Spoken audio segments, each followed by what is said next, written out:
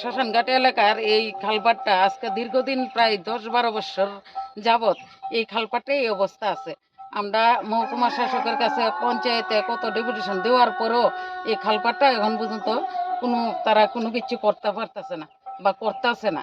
এই খালপাটের মধ্যে একটা বাইসাইকেল লইয়া পর্যন্ত যাইতে পারে না, বা এলাকার যদি কোনো মানুষ মরে তারপরে এই মরারা লইয়া যাইতে পারে না এই খালপাট দিয়ে। এরপরে এই বাইক পড়তাছে, গরু পড়তাছে, মানুষ পড়তাছে অনবরত এই খালপাটটার মধ্যে। এই খালপাটটা তারা কোনো কিছু করতে পারতেছে না। এটা তো আমরা এই পাড়ার মধ্যে ঘনবসতি একটা এলাকা, এই এলাকার মধ্যে মানুষ কিভাবে এদিকে যাতায়াত করে?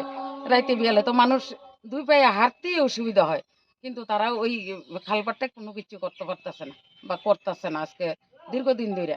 এই পরিবেশে আমরা আছি ৬০ এলাকার মানুষ।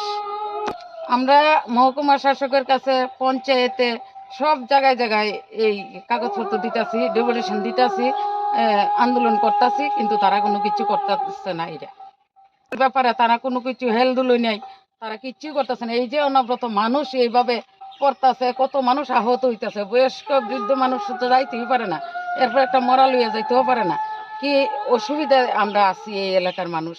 আমরা চাইতেছি এই এই খালপাটটা অতি সত্বর এটা করুক তারা।